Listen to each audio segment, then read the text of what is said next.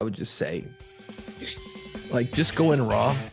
Just don't even spit on anything. Just get in there raw, dog. You get in there, Poppy. You get it done. No lubing up. Just go in there raw. Nope. No lube. Let's go. Coming in dry. Let's go. It's time. Put on play pants. Here we go. Episode 77 of our Play Pants Pod. He's Jason Ginty. My name is Rod Ryan. Episode 77. We are just a couple of days away from one of the greatest parties on the planet. It is the big Mardi Gras weekend in New Orleans. Oh my God. Did I see a picture of you online with tickets to Mardi Gras? Oh yeah, it was an old picture we did a couple of years ago, because there's this great song by Professor Longhair, and in it, he doesn't say you need a ticket to Mardi Gras. He just says if you go to New Orleans, you got to go see the Mardi Gras. Right. Get that plane ticket in your hand, go see the Mardi Gras. Well, then it's been bastardized into you need a ticket to Mardi Gras. So one year I printed out tickets to Mardi Gras, and like anyone who showed up, they'd be like, "Oh, dude, I love Mardi Gras." I'm like, "You got a fucking ticket? Where's your ticket?" And I'd pull out a ticket, and my son would pull out a ticket, and it's like just to fuck with people. So it's like, go down on Bourbon Street and go, "Hey, you all got tour tickets?" No. There you go. Don't fuck with people. You don't need a ticket to Mardi Gras, but you got to get there. All right. So we'll talk a little Mardi Gras today on the show. I'm excited. The kid and I are coming in. Yeah. Jessica, who we both worked with, our little sister, she's coming in with her family. It's going to be fun, dude. It's going to be really, really fun. Maybe just a little bit. Maybe we can talk just a hair. We can talk Super Bowl. We can talk a little Rihanna. We can talk about halftime shows and that sort of thing, because I was surprised the ratings were bigger than the actual game for Rihanna. So we can get into that a little bit. Yeah. And then it's our 77th podcast. Let's take a look at the year and what a year it was. After I started digging in on this year, what were your 5 favorite songs from 1997? Dude, I need a top 20 for this year. We did 96 before, and I remember that one being difficult. And I thought 96 was maybe the golden year. Maybe 97 was. I think it really was 97, like the absolute golden year of alternative rock back in the 90s.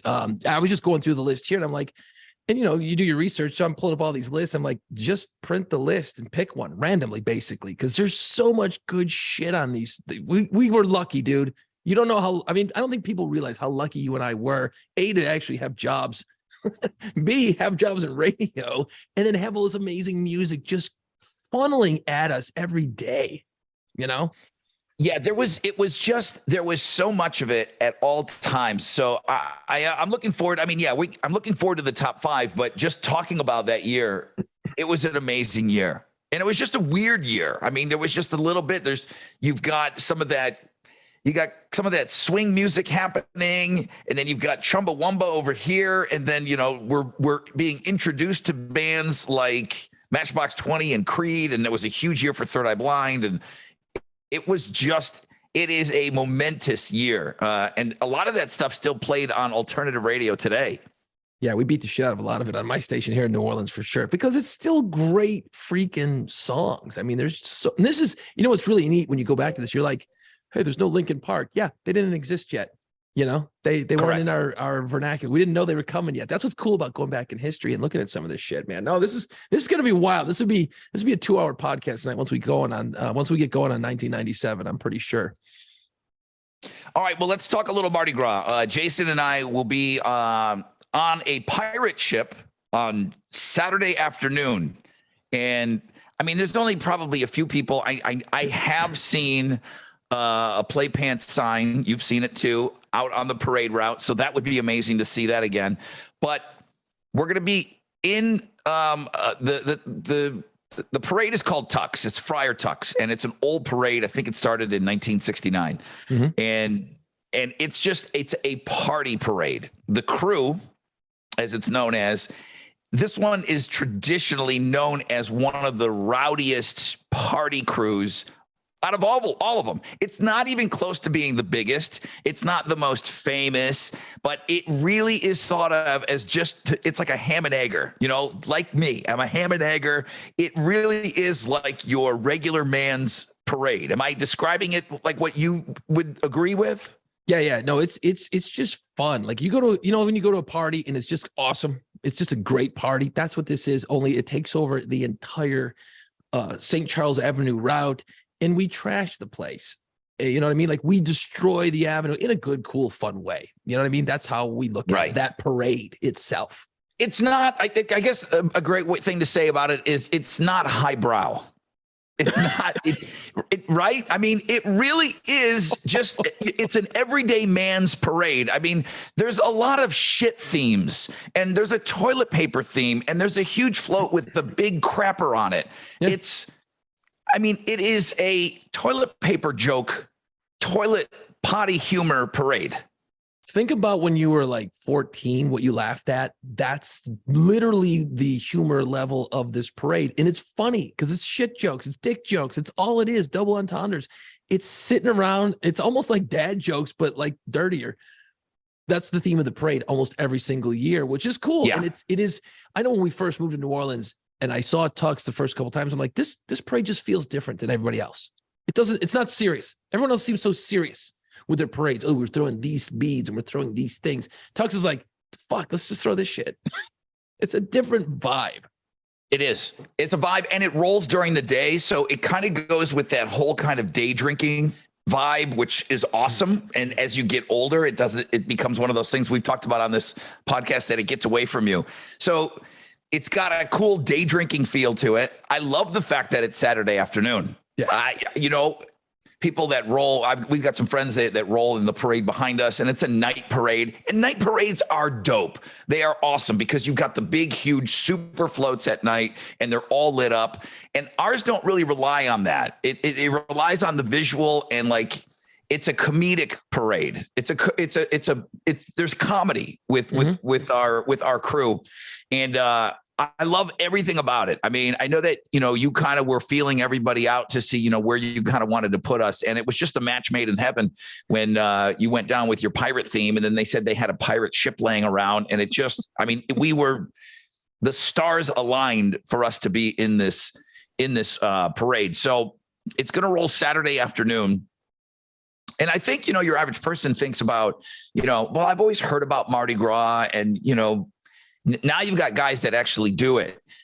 It's expensive.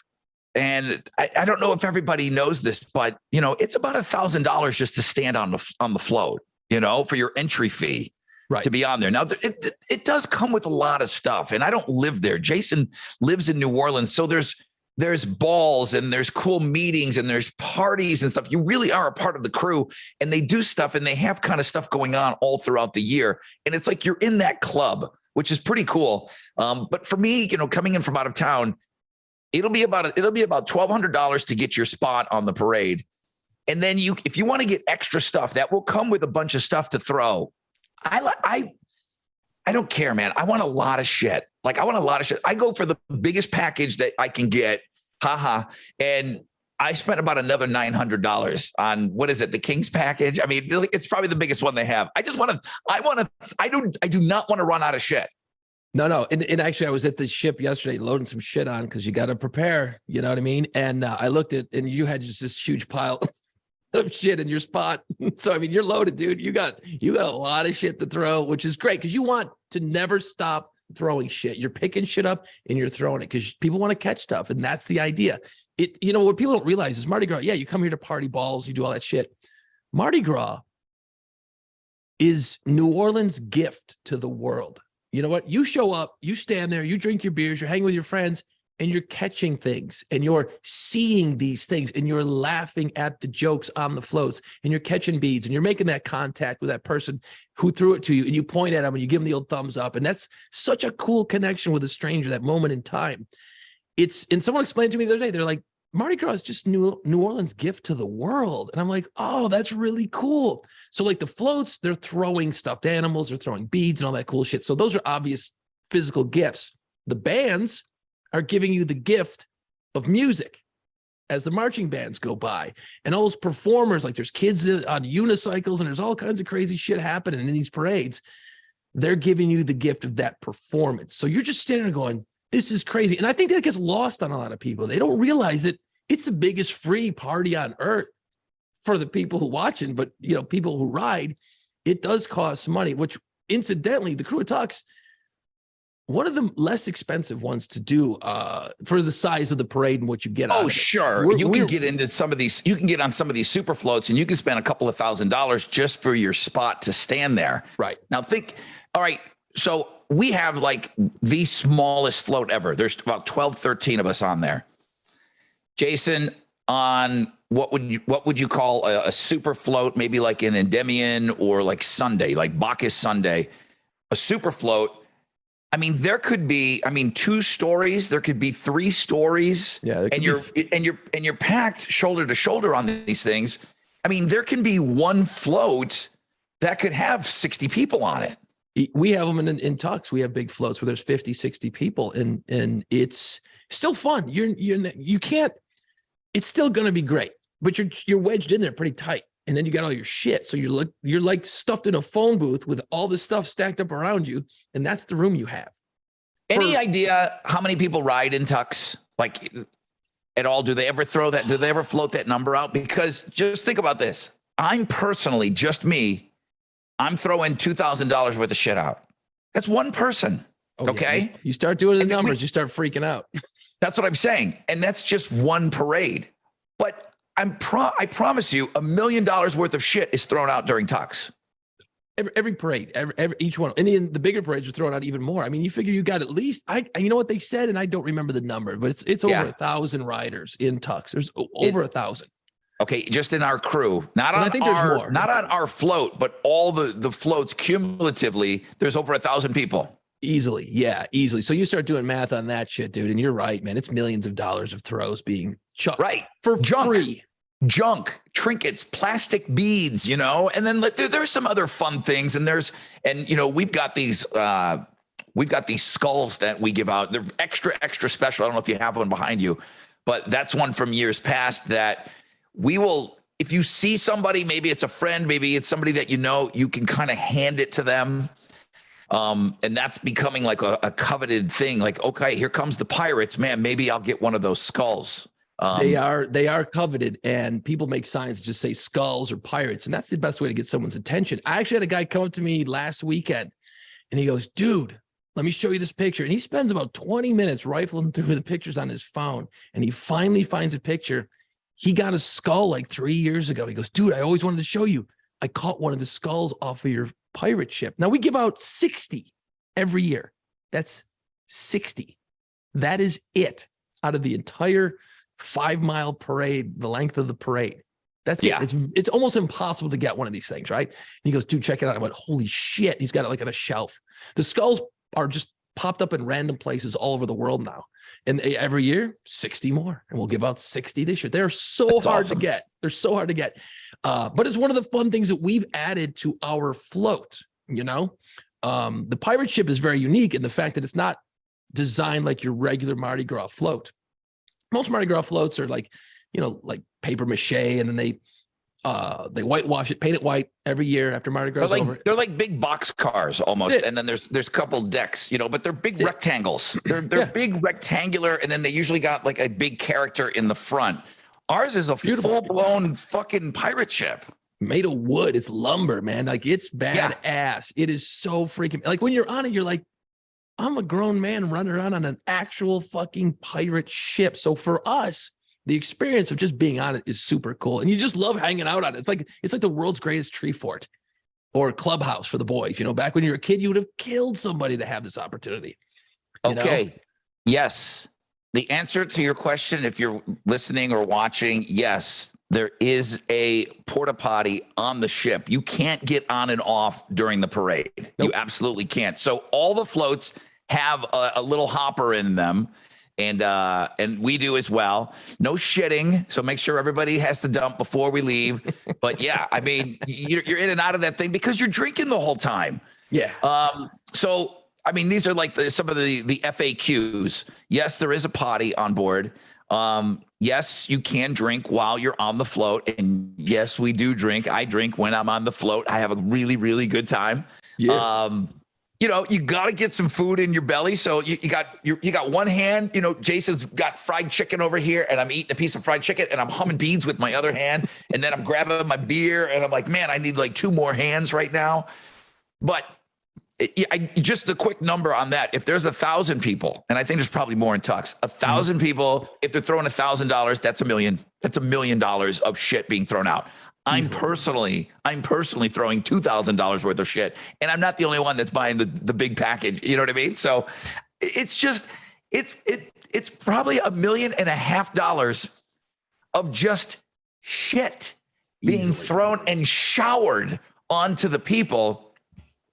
And it's just, if you ever see a parade anywhere else, and you know, a parade is a parade, but man, it's like you are absolutely destroyed when you see a parade in New Orleans, and then you go somewhere else and like, you're lucky if you get a piece of that fucking pal bubble gum, you know, like one of the firemen throws you a Tootsie Roll or something, or, you know, you get a Starburst.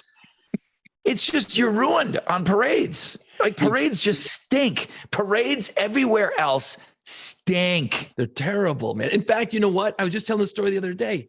The first time you and I saw a Mardi Gras parade is we were living in Metairie. We rented a house that we called the Bunker, and we had some people over. And our friend Shannon's like, "Okay, guys, there's going to be a Mardi Gras parade going down Veterans Boulevard here in Metairie. We're going to go." And we're like, "Look, I specifically remember looking at you going, the fuck we want to go to a parade for, man? We're drinking here. We're going to watch a bunch of firemen and the VFW post go by waving and some kids in wagons." I'm like, fuck your parade. She goes, "Shut up. Let's go. Bring a cooler full of beers." We're like, all right, we'll go check it out. And I just remember being blown out of the water. I'm like, holy fuck, this is nothing against firemen. They're great. But man, this is cool. And then, you know, once I started going uptown to the even bigger parades, I'm like, I was at parades the other night. I saw a bunch of them. I was out there all day Sunday, parades, throwing the ball around with the kids on the street in between the parades. It's a street party and it's great. Yeah. Back to the FAQs. From start to finish, Jason, what's an average time that we roll? And you already had mentioned miles, so maybe recap that. But how long? I mean, okay, I guess you got to mention this. You know, tractors, like big John Deere type tractors, they pull these floats. They break down all the time. You know, I mean, the tractors they're there for a reason because they're so unbelievably reliable, but there's just so many of them, they break down. So it happens. So there will be breakdowns, you know, they're prepared for all of that. So sometimes, you know, you do stop for a while and you just kind of sit and you're looking at the same people for, you know, about maybe 10, 15 minutes or so. And then you get moving again. And then things happen along the parade route. So what's the mileage and what's the average time that we roll? I think the mileage, the physical mileage is probably like 6.5, 7.5 miles, somewhere in that wheelhouse, which is pretty far, especially if you're walking. And I think we've clocked it in like 3.5 hours is how long you're on there throwing on the route. It's about 3.5 hours. Think about your rotator cuff, or think about just playing catch, you know, like if you're having a catch, you know, dad catch, you are humming and throwing crap nonstop. And I can only liken it to being like in a band and you're on stage and you hear about like musicians and they get that energy back from the audience. That's how you feel when you're on the float. You know, we're just nobodies. We're on the float, but as soon as you roll up, it doesn't stop. You just have people in your face, arms in the air, over here.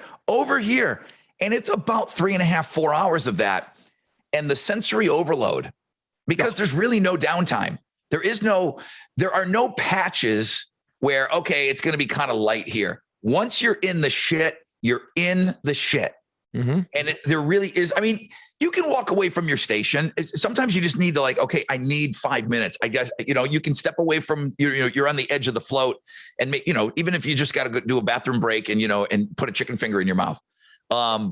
You kind of need to step away for a second. It really is. I mean, I'm not saying that it's hard. I'm not saying that it's difficult, but man, you get off that float and the rush, it's like when you get done, when you land after jumping out of an airplane or whatever, you know, you got that adrenaline running, and that is exhausting in itself. When your adrenaline levels are running the whole time and you got an elevated heart rate, and we're not exercising, we're not running or anything, but the switch is on. That's exhausting. When you're done with that parade, I am fucking wiped. Now, for 2 days, you're walking around, you're destroyed, and you wake up, you go to bed that night eventually, and you jump out of bed like you got PTSD because you're just seeing thousands of people all at the same time, and you're throwing, and the ship is jumping up and down. The music's loud as shit, and you're just screaming the whole time because you're yelling back at people. Yeah, it's such an overload. Like, you probably wouldn't have to drink at all on the float and be so high and so jacked. You know what I mean? Yeah. Because it's such a natural, like, I've never experienced anything even close, not even in a million miles, to riding in Mardi Gras. And I've done it. This will be, I think, our 6th or 7th year. It's freaking awesome every time. It's so bad. Like, I know there's been years where, like, and I kind of line it up so we're all kind of hanging out. Like, you got a lot of guys, the people that ride, they got their wives or their best friends. So I try to line everybody up next to each other. And man, you look over because you don't have time to talk. It's like, dude, you all right? I'm good. Okay, back to the shit. Yeah, Like, there's really no chit chat. Because, well, and okay, back up on that, because this is what also makes it difficult to talk on our ship, because it's not huge. There's only 12 or 13 of us on the ship. So you got people screaming at you the whole time. Ginty puts together a playlist, and he's got fucking Marshall stacks hanging off of our boat. And we're the only float that's coming down. And when we're on, you're hearing Motley Crue. It could be a New Orleans jazz band. It could be this guy will put Our Lady Peace in the mix. He doesn't care. And we just have music blaring the whole time. And that also adds to it, So you do feel like you're at a rock concert because our float is coming through. There's fucking metal playing on both sides, and we're blaring it. Then you got all the shit that we're throwing. Then we've got a confetti cannon. And then we've got air blowers, like leaf blowers, that are hooked up, and we're constantly hitting everybody with rolls of toilet paper. You put a paint roller on the end of a leaf blower, and it automatically will spin the toilet paper, and it just shoots a stream out at people. You could just sit there and do that for 3 hours. I mean, if you didn't want to throw one bead, we have enough toilet paper that you could sit there and just reload. I mean, I was on there with Captain Cash one year, and he didn't want to do anything but. That's all he wanted to do. He's like, so fun. Throw my beads. I'm just going to do this toilet paker cannon the whole time. It's spectacular. In fact, this year I bought an extra 100 rolls. So we're gonna unspool 700 rolls of toilet paper on Saturday. Dude, that's 700 rolls of toilet paper. There's no room on the ship. I mean, there's just little walkways. Now, the further you go, then you start clearing because you're unloading, you're offboarding all of this shit that's on there. But when we first start rolling, it's tough to maneuver around. There's shit everywhere, Like my stuff's probably in 6 boxes, like that we get down there in the morning. So what time does the parade get rolling? We roll technically around noon, but it's always late. It's always pushed back late. Okay. So we need to be down there 10 o'clock at the latest, 9 o'clock. Yeah. And you have to get your station ready because these beads, they come tied up. Some of the stuff comes in little baggies. You've got to sit there for a couple of hours beforehand, and you want to be set up because you don't want to be fucking around and opening up cases and stuff. You want all the tape ripped open. You want all your stuff because we throw cups, we throw all of these things, and you have to kind of prep your area. That takes, if you just did it and nothing else, because you're always taking a break and you're taking pictures and you're hanging out and you're drinking. But if you just sat there from start to finish, it would take me 45 minutes to an hour just to get my station set up. If I didn't have any distractions, that's how much crap there is. There's hooks hanging all over the boat where you just hang your beads from. And then you just want to make it as convenient as possible. And you're not throwing, with all of that stuff that I've got, you're not just throwing one bead at a time. I'm throwing handfuls of shit. At the end, when I have like bags of stuff left, I'm throwing just bags of beads. I mean, here's a $15 bag of beads. Boom. I'm just throwing it. I'm not walking this shit back to my house. Everything's going. Everything is offboarding. Yeah, it's and the great thing about it is because my brother and I who put this thing together every year is we talked about it. It's like, the pirate ship's badass. And the advantage of the night parades is they have the lights. So you can go crazy making this light show happen on your float. And it's like, okay, that is kind of, I don't want to say it's easy, but it's easier to make a spectacle with lights. You can do it. We have daytime. So lights are out of the question. So what can you do? We're like, well, we can be loud as fuck. Okay. Marshall stacks, here they come. Let's play metal the whole time. Because when you listen to these parades, all these parades go by, and I ain't shitting on them, but they're all playing the same fucking songs. It's all, Brown Eyed Girl and YMCA, and it's the same shit. It's like going to a wedding, a white person's wedding. You hear the same music every time you go. It's all you're hearing all day, and it's great. We are the only people in all of Mardi Gras playing fucking Motorhead. I promise you, no one's playing Motorhead off their float. It's going to be us. It's a pirate ship. So then we started talking. My brother's like, well, I can build us a confetti cannon. I go, what? He goes, so he does. So he's got this confetti cannon that just blasts fucking confetti all over the place, which is great. So then we started talking, and I'm like, well, wait a minute. We can make these toilet paper leaf blower deals. So what our goal was the first couple of years was to make a spectacle, right? Because the ship's going to be fine like it is. We're never going to out-throw anybody because we got 12 people on our ship. We're just going to look lame as shit if we're just standing there chucking beads. It's just not going to be like those bigger floats where there's 50 people humming shit. That looks cool. We got 12. We're never going to keep up. So our goal was build as much chaos into the fucking pirate ship as we could. Hence the music, the toilet paper. And by the time we're 2 blocks in, the entire ship is just covered in toilet paper, and it's all flowing like sails in the wind, and it looks so fucking cool coming down the street. The goal was, like you said, it's after you do it for a number of years, and we've been doing it. Is this 7? I think it is. So after you do it for a number of years, what you're hoping for is to say, oh my God, like Tux is already, like I said, it's known as this really, really party type thing. And then to try to stand out on top of that, because there are some traditional things on there. Like I talked, there's a big shitter that everybody waits for that, or the big gorilla. There's things that, that you've probably seen since you were a kid in that parade. So in the 7 years that we've done it, I just want one person to say, oh shit though. But when the pirates come through, then, it's going to be a party. And that's what we're going for. And it's going to take us some more time, but I think we're starting to build just a little bit of a name for ourselves too. Like that, those dudes party. We got to get there for Tux, and then, man, wait till the pirates roll through here, because you'll know it when they're here. And most people do. And, our goal is always to just wreck shop. It's like when you see a house party and those guys show up and they just fuck up the house. That's us. That's kind of our goal. Like Tux is a house party that's lit. Okay. And we just want to be those guys that are a little bit extra. That you're like, not sure they're going to burn down the house, but man, they're going to be fun. Now, we never want to do anything permanently damaging. Toilet paper is actually probably the best thing you could throw in Mardi Gras, because the second it rains, it's gone, So that's why we do it that way. And what's really cool is you got all the oak trees that line St. Charles Avenue. And the next day, if it doesn't rain, like, we have trashed the entire street. You know how when you roll like somebody's house and you got that one tree full of toilet paper? Yeah, we do that to the whole fucking avenue. All the rich people got to sit there and look at the toilet paper hanging from their $1 million mansions for miles. And then people want it too. I mean, because you can get pretty accurate with those blowers. Yeah, it's great. So again, it's a blower. It's got a paint roller on the end of it. You put a roll of toilet paper on it, which fits beautifully on the paint roller.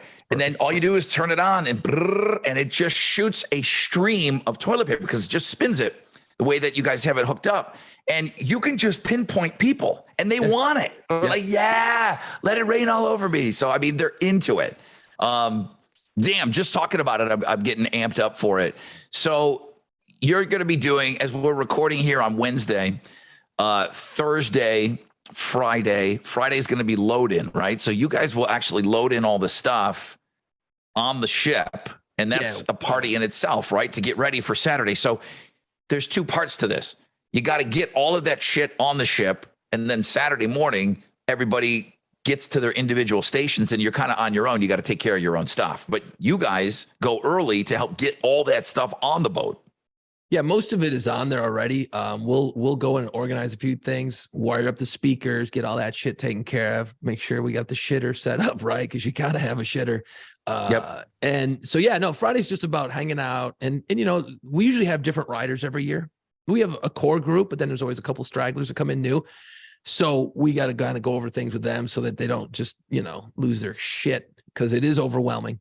And what's great being someone who's ridden, and you get someone who's never ridden before, and you just kind of watch them for a while, and you just watch their eyeballs turn into fucking saucers, and their mouth is what, and they're so overwhelmed with the absolute madness that is happening right then and there, to watch them and to see their eyes and just, holy shit. It's such it's like watching a kid open a present on Christmas morning times a trillion.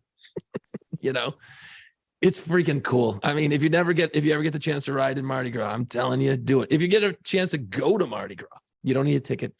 It's a blast. It really is. And you think about what we're talking about, and then we'll move on. We're going from uptown up St. Charles Avenue. So the wild stuff is all happening in the French Quarter and Bourbon Street, and that's where Bourbon Street really becomes Bourbon Street and lives up to its reputation. During Mardi Gras, 100%, the balconies, the boobies, the beads, all of that. That's where Bourbon Street will definitely never let you down. It won't let you down. If you think, okay, I always heard this is wild, it's probably wilder, okay? Right. What we're talking about, like you said, it's all families. It's all families. And it's basically, it's just like a never-ending tailgate on both sides of the street. People have been there all day. They're camped out. There's the 10 by 10 easy up tents. People have the grills out. They've got coolers everywhere, all the chairs, all the families, multi-generational. And that's what we're dealing with. And think about this, on either side of the float while we're riding, it's for whatever it is. If you said it was 5 or 6 miles, it's never less than 10 people deep. Oh yeah. No, okay. It'll be 30 people deep at some points, but I mean, you know, in a smaller area might be 10 people deep. I mean, it's the absolute coolest thing. So because we've talked so much about it, we're going to have to do a good job, because it's hard. I never think to fucking take pictures during it. You know, you're so caught up in the moment. And then I get done with the ride. I'm like, damn, man, I didn't bring my phone out one time. Well, good on me. Good on me, because I really was. But then I got nothing to show. Like, did I even ride? I can't even prove that I was here. So I'll try to remember to take some pictures just so you can kind of see. I'll think about the things that we're talking about during the pod, and I'll try to get some pictures to kind of back it up. It is pretty spectacular. I'm looking forward to it. You know, it's not a lot of work, but it's work. It's like anything else. You just got to prepare for it. But man, I am geeked up and ready to rock on Saturday, man. And we'll get some pictures. We'll post those up probably next week. Rod, we've talked different times about, you know, our jobs. We work in radio. We get to do a lot of crazy shit. We get to do interviews with bands, and we've gone back and forth about the interview process, which I think is an art form. You know, and I'm sure you agree. An interview, when you interview someone, it's an art form. You got to come at it. You got to come at it prepared. And I know you're a big proponent of being prepared. You know, you go through your notes, you watch the videos so that you got your shit together when the band shows up, because you want to get a good interview, right? It's a dance. It's exactly the dance. And I'm sure you've done it a million times where sometimes you don't know what you're going to get. You know, you interview a band, you're like, all right, well, you know, let's see how these guys are. Or maybe they have a reputation. And you've talked about never wanting to interview Maynard again because it just never works out. You guys don't get along. Yeah, Maynard from Tool. I just felt like every time I spoke with him, I think I gave him 2-3 times. And it's just like, dude, you clearly don't want to do this interview, man. What do you want to talk about? You know, like I just turned the tables on him. But I saw you had an interview recently. Tell me who you spoke with. I did. I had, I talked. And in fact, you know what, by the way, nice job on the BuzzFest lineup. Looks great. Godsmack and who else you got on that lineup? It's good. It's a good lineup. Oh, I Prevail, which people are losing their minds over. I Prevail. Yeah, Highly Suspect. Cool. Have you seen them live yet? Highly Suspect. And there it is. That's who I interviewed the other night over at Tipitina's here in New Orleans. Highly Suspect. Johnny, the singer, Johnny from Highly Suspect. I love that band. So how was he? Well, let me just go through this exercise for you. Okay. Okay. So if you want to follow him, he's a strange guy.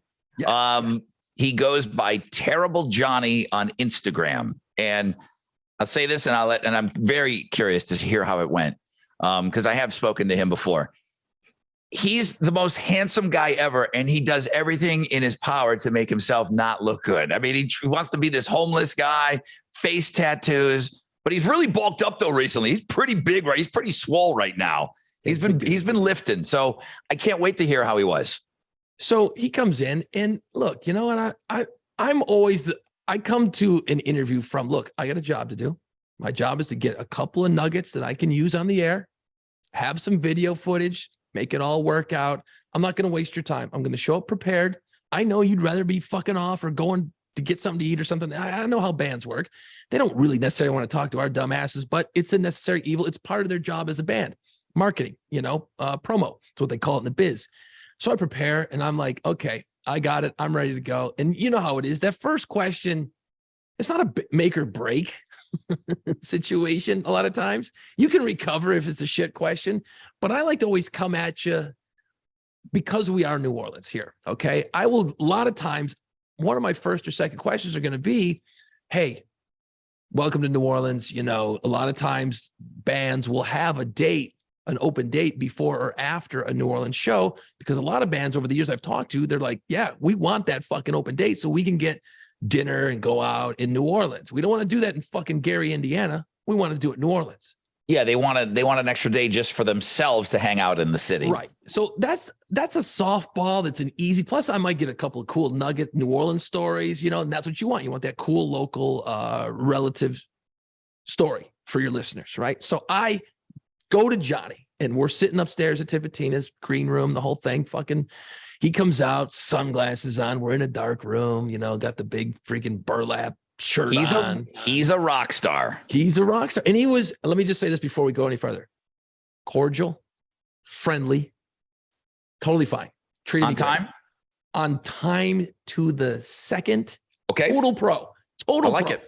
I like what I'm hearing. I'm just going to play this. I'm hoping it comes through. Okay. I want to fuck this up. I said basically to him, hey, I've noticed you got some extra time on, you got an extra day around New Orleans. Do you like New Orleans? Did you get to go out and do anything in New Orleans? Did you enjoy yourself? And I'm going to try and play this. Hopefully it comes through. This is Johnny from Highly Suspect's answer to my question about, do you love New Orleans? I've been arrested in the city. I've gotten into trouble in the city. I've OD'd in this city, and I try to stay in the city as little as possible. That was me. Dude, that was my first question out of the gate.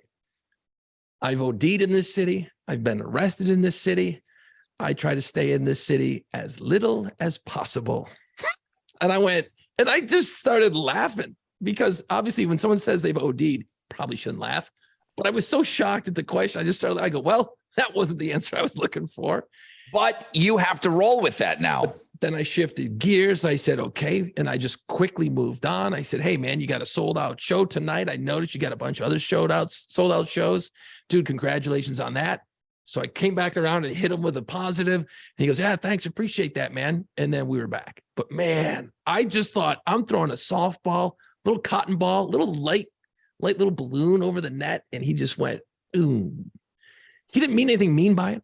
No. And I like it. And, I'm just thinking, okay, what can you do with that? I mean, you're on your feet. I know you were thrown for a loop. I would be thrown for a loop on that too, But I jumped right back in it. And I'm thinking though, is there anything to build upon that though? Because there's two ways. Okay, do I do something with that, or do I just go, boom, let's go this way now?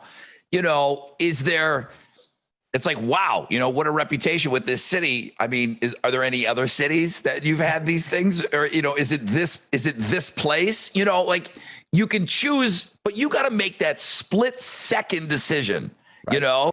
So I'm thinking I go your route, but now that I've got the time to think about it, I'm like, I might go one more level to see if he does. I mean, the OD thing, it's hard to joke around about that. It's one thing. If you got arrested, hey, I'm interested in this now. What'd you get arrested for? You can kind of do that. It's like, oh, what drugs were you booting, that you OD'd? So I probably would have done what you'd done, but man, I would so want to dig into that just a little more, because he was so open about it. Like he came out at you, and that's almost an invitation to say, Okay. What are you going to do with what I just gave to you? Yeah. You know? But the OD thing that's the tap dancer. You've got to tap dance around that. And like you said, it's hard to make any jokes about that at all. If it was just an arrest, I would have definitely dug into that more. Absolutely. The OD, I might have run the other way. Yeah. And that's why I was just like, you know what? And it was weird because, you know, he is a big dude. He is a little intimidating. And he was just kind of very simple yes, no answers for the 4 seconds before the interview started. So I kind of already got a vibe off him that was like, okay, I got to go and be kind of real careful with this one. I got a bunch of dudes standing around me. I got management. I got other guys in the room. So it just was an awkward. And that's why I just went punt, Ginty, just fucking punt and move on. Back to what you said, you know, when you're reading that body language and a guy comes in and I'm trying to think of like a specific interview, I'll think of something, but then it's like, okay, I'm going to turn this fucker. Because if he is being real, like mumbly in the beginning or whatever, and if he doesn't like click on when we say, okay, you know, tape's rolling, I'm recording, whatever. If he doesn't click on there, I'm like, I'm going to break this guy. Meaning I'm going to get him on something. You know, did he watch the Super Bowl? Are you a football? I'm going to get him. I'm going to get him to talk about something. And the best part about what you did is you're not live on the air. So you have time. I know you don't want to waste his time, but because you're not live on the radio, boom. What do you got? 4.5 minutes.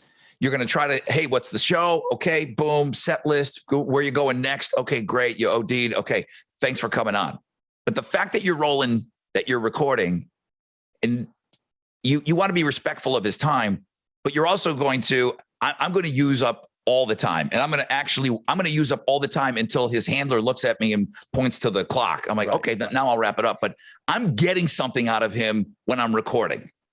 Yeah, I was able to like turn it pretty quick because then I just started, you know, first I went, okay, well, that fucking bombed horribly, but it was still a cool answer that if you're a fan of the band, you're like, oh yeah, that's right. I do remember reading about that because you've got different people. Every interview is for a different level of fan. There's people that don't give a shit, but then all of a sudden they're going to listen to that and go, oh, that's wild. And you know what? I probably could have prodded with the arrest thing, but I'm like, no, I'm just going to go in a different direction, which was the right move. And I thought about it immediately. It hit my head. I went, you know, you OD'd, but you survived. Shannon Hoon died in the parking lot across the street.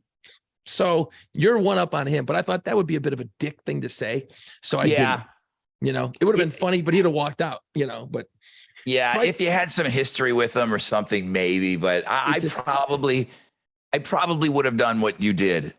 Did he give you anything though? I mean, did he get into, I mean, did he lighten up at all? And was there any levity and any fun moments? No, there was no jokes really. He was cool. It was all business. It was business because I started like, because their videos, if you haven't watched the Highly Suspect videos, they're fucking great. They're very artsy and very cool, and they're amazing. So I started going into the creative process. I'm like, let me hit this guy at home where he is obviously at. Is his art, the music, the videos. And I said, dude, look, your music is great. And you guys have a unique sound. I said, and that's hard to do in this day and age.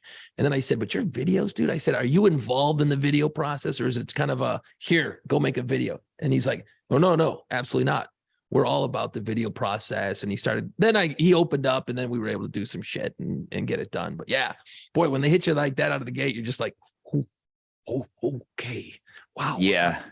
But you know what? The great thing about that is, I laughed and I blinked and I just kind of went, okay. But because you have that seasoning, you've been doing the job for so long, you just kind of go, all right, dude, you know? Did you stay for the show? I think I saw one song. It was late. I'm old. I went to bed. They're so good. They're great. They are so unbelievably good. I think it's twin brothers. The guitar player and the guitar player. And then they fuck around. They have their roadies come out and play some songs and they're screwing around. I've seen them twice now and they really, really are like awesome. At some point, like the first time I saw them, and I remember saying this and it hasn't come true, but I remember saying it. And I said, you know, we could be looking at some kind of a next Nirvana situation here. It was the three guys. The energy was unbelievable. They only had, because they're on the side stage, they're a baby band at the time, their first appearance at BuzzFest. They're bringing a Sam's Club size fucking tequila out on stage with them. And they're like gunning it, right? They had girls that must have been like with them the night before or whatever. They had chairs and they had little groupies on stage with them. Now they're all taking down the bottle. I'm standing on the side of the stage. He brings it over to me. How bad do I want to like wipe it on my shirt? Oh. After these whores have had a pull of it, I don't want to put that thing on my mouth, but I'm being seen from the whole crowd off to the side of the stage. So he gives it to me. What do? Blah, blah, blah, blah, blah. And then who's standing next to me? My then wife. I'm like, fucking A, go ahead. She pulls from it. Everybody's got a warm mouth. Now we're all sucking on this Sam's Club Patron. It was good. It was fun. They're great. I mean, and I did say, I'm like, wow, are we looking at a Nirvana? Are we looking at something that could turn out to be huge?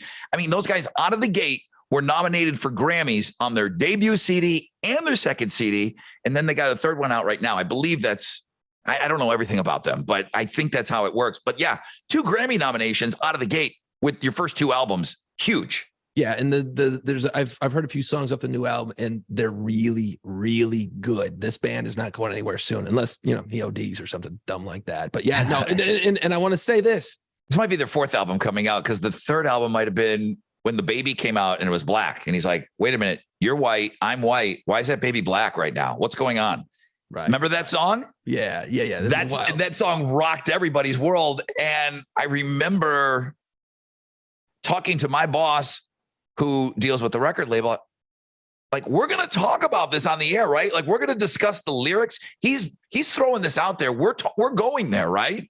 And then when I did the interview, we're going there, right?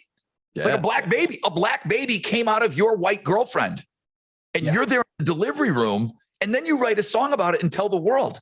What? Yeah. So, I mean, it is one of the most brutally honest songs of all time. And he was open. I don't think he wants to talk about it for the rest of his life. But at the time, that was the song that was out. And we went there. Right. I'm like, dude, take me in that room. Take me. He's like, I left it all on that song. I didn't get a whole lot out of him either. But, I'm chatty. Like, he's like, I left it all in that song. He goes, that's everything. And he goes, and I said, well, the video, it shows you kind of like, it looks like you're having an out of body. He's like, that's exactly it. He goes, the video captures exactly everything that was going on in that moment. I mean, every word of this, I go, did you kind of maybe know? And he's like, every word of it is true. Every word of it is true. I'm there. I don't know until that baby comes out. Oh my God. That's highly suspect. So yeah, they're coming through on BuzzFest. Yeah. And in all fairness, Johnny's cool. I like the dude. He was very nice to me. And then, you do the interview, and then you go down and we did the whole meet and greet with listeners and stuff and doing all that stuff, which is great. Talked to him for a few seconds afterwards, shook my hand. Hey, good talking to you, man. Great to meet you. Awesome dude. So it started out in a wrong little situation. And I know that we talk about this behind the scenes shit. So I wanted to play that so that we could kind of go over it. But yeah, sometimes it don't start out so great. And to play, Monday morning quarterback, you can sit here and you can dissect it. Oh, damn, I should have gone here. I should have gone here. You have to make a split-second decision on what you're going to do. And that is the dance that we talked about at the beginning. Yep. You're dancing with somebody. You don't know what kind of mood they're going to be in. You just don't know. And some guys are great at it, and some guys just go through the motions, and you know that. And you just kind of know it, that who really kind of wants to do an interview and who doesn't. It helps at BuzzFest. They come up on a little side stage and they've got fans and stuff. So they're kind of on, it's you and Johnny in a back room. He's not on, you know what I mean? He's not turned on. It's a couple hours before the show. And when they come up at BuzzFest and there's tons of people, they're not going to be assholes in front of all these fans. Mm-mm. So they're going to be switched on. I remember years ago with the End, our radio station in New Orleans, it was when we're going to be talking about Third Eye Blind coming up, because the year is 1997 for our top 5. And Third Eye Blind is like on top of the world, and they're like headlining our show. And I finally get, what's the lead singer's name? Get him to Stephen Jenkins, who's pretty big dude, man. He's got to be 6'2". Yeah. And he was a big guy. I was surprised. So I'm bringing him from the artist area, and you got to go up some steps we had a broadcast area that was over like a big, huge fence line, but we were way above everybody. And I'm getting ready to go. I'm like, okay, we got to go up here for the interview and whatever. And it's Stephen Jenkins. He was kind of known as being a little difficult back in the day. Their heads got big real quick. And I'm getting ready to walk up. He's like, we're doing the interview up there. People were going to see him. He goes, nah, man, I don't have my game face on. It's the equivalent of a girl saying, I don't have my makeup on. He just said, he goes, man, can we do it down here? I don't have my game face on. Wow. I said, we can do it wherever you want. So we had to run a fucking cord all the way down and we just did it behind the fence. He did not want to go up. He didn't want to be visible in front of everybody. Kind of a diva mood. It was a good interview. He was really cool, but that was his thing. That was his little bugaboo. He's like, nah, he didn't want to be seen before the show. I guess the first time he wanted to be seen was, and it's not like you're fucking Gene Simmons in your makeup, right. You're Stephen Jenkins, but they were on top of the world with their 9 singles off of their debut CD. I can see it though. I can see that though. If he doesn't have the right shirt on, he doesn't all rock starred up and stuff. I get it. You want an image, you're image conscious. I get it. I don't have a huge problem with that. But I think his interview would have been better because, and again, we were really high up, but people would have seen him and then we would have fed off the energy. I would have fed off his energy. They're not cheering for me. They'd have been cheering for him. He didn't want to do an interview that way. Right. And again, it's not, he was being a dick. It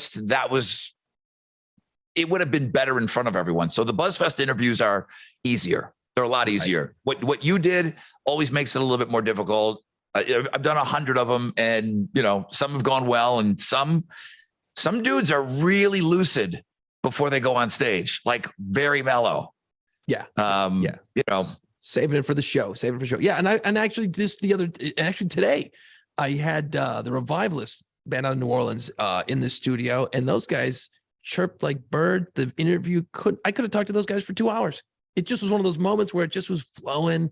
You ask a question, you think if you ask a question and you get a great answer, and the beauty of and the importance of a good interview is not to look at your next question on your piece of paper, is to listen.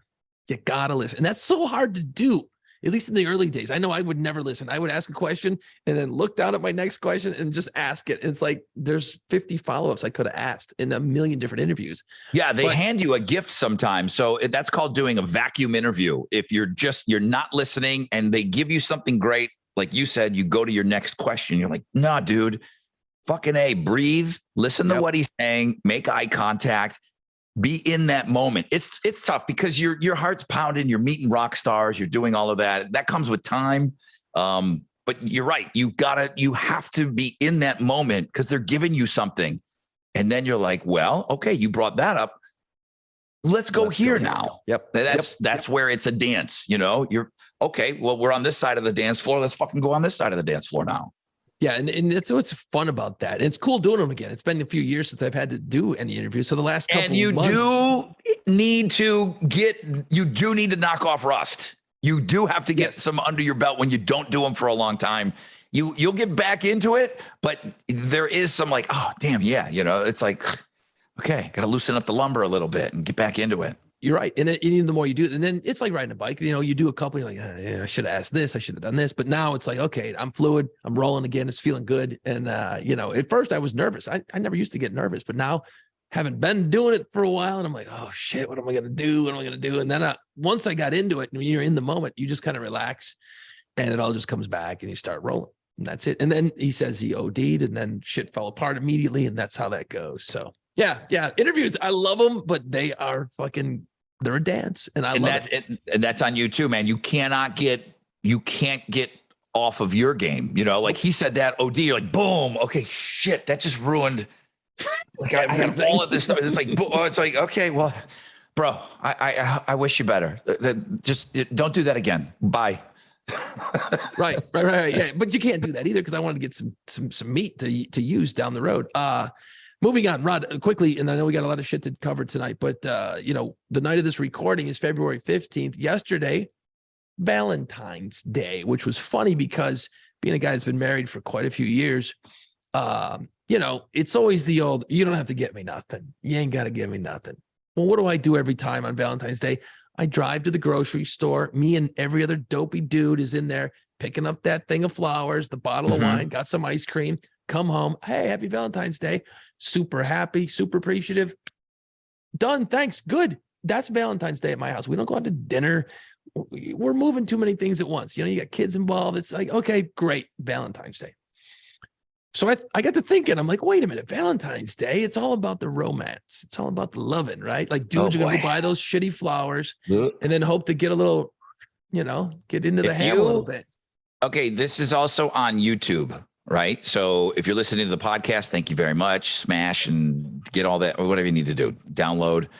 If you're watching this, if you fucking stand up and if you're wearing some fucking red pea shooter, I don't want to know about this. You feel like I feel like I'm being set up now. As soon as you said romance, I'm like, okay, this guy is, I know if there's fucking somebody that's not romantic on this planet, it's you. Yeah. No, look. Sit down. Okay. Regular pants. Jesus Christ. I gotta be honest, it's been a minute since I've done some shorty shorts. So anyway, okay. So I was thinking romance. About, like, you said romance and I interrupted. I know it's a weird word for me to say. That being said, I started thinking about it today. I'm like, well, shit, man, February 14th, if it all goes to plan on February 14th, a lot of banging going on February 14th night, right? Yeah. So yeah, in theory, lots of banging. 9 months later, lots of babies. Yeah. It's just simple math, right? So I did a little research, Rod, and you know what I found out? That ain't true. That ain't true. Nope. February 14th, Valentine's Day. Are people banging that night? Probably a lot of them. If they are, then November should have a shit ton of kids being born, right? Middle of November, boom, we should have this population explosion every year. That's 9 months later. I did the math. Mid-November. If you got a mid-November birthday, congratulations. Papa got lucky on Valentine's Day. Okay. Right. That is not true. August is the most common birth month. That means people are banging in what month? December. Yeah, I know this because I'm in August. So August, September, and you got to think a lot of people. I mean, there's still more people in the Northeast than anywhere else. So they're dealing with cold weather. You're indoors. There's nothing to fucking do. There's just, you're cold. What are you going to do? Warm up. Go over here. Warm me up. Hey, put a log on the fire. Hey, bend over. And there you go. Right. Yeah. But yeah, no, plus it's December, a lot more booze, a lot more, you know, people are taking time off around the holidays. So you can see where that is true. The August baby. I thought that was pretty interesting. February is the least common birth month, which means ain't nobody banging in June. Somehow June, nobody's banging in June, taking the month off, I guess. I don't know. But yeah, February is, well, maybe because it's 2 days less in the month, but I don't think that's part of it. Tuesday is the most common day of the week for births in America. And the highest percentage of births occur between 8 a.m. and noon. Research, dude. Guys doing a lot of work over there, man. People ain't banging on Halloween, Jesus. Valentine's Day night. It's just not happening. Or they're being safer. I don't know. I mean, it should be one of the guaranteed nights. I mean, think about it. Okay, when you're married forever. Okay, let's be honest. Should be. Let's be honest. Okay. All right. This is gonna be weird. So if you put Valentine's Day as one that should be guaranteed, your birthday, you should get a little wool on your birthday, and the first night of a vacation. You know, before you get into a fight. So hopefully you don't fight that first day. So the first night of a vacation. So now that's 3. And then, you know, maybe she throws you a little tail around the holidays. And then I'll give you 1 floater. So you should be like guaranteed 5 like really awesome sessions. Valentine's Day, I would think, would be one of them. There you get a little slap and tickle.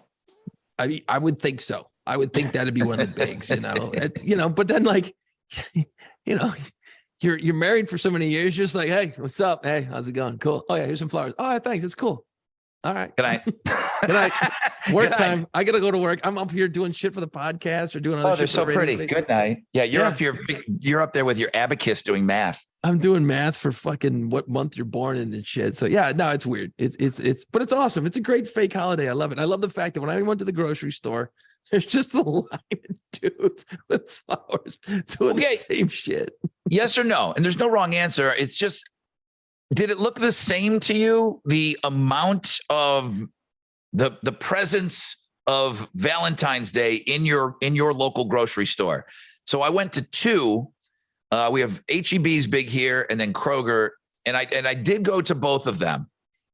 And there was more Valentine's Day shit that I had ever seen in my life. Maybe now that I'm single, I notice it more. I don't know if that's the case. It's just there was more. There was the balloons were pre-blown up and they were in a cage on the ceiling, ready to go, and you just grab them. And then there were the girls with a pop-up kiosk with tunes, and they got the strawberries covered in the chocolates. Jesus. It just seemed like the grocery stores, they want to be the destination for Valentine's Day. Did it look more to you, or here maybe it's different? I don't know. I went to a smaller grocery store, neighborhood type place, so it was still a lot of shit. You know, you had the candy, you had the flowers, you had all that crap. So it was still good, but I didn't go to a big place, so I really don't have a good gauge on that. But I thank God they did, because it looked way bigger, dude. It looked way bigger. Now, somebody in the biz, I said this on the air, and somebody said, well, Rod, you're not crazy because of where Super Bowl was. And I feel like the Super Bowl is always close to Valentine's Day.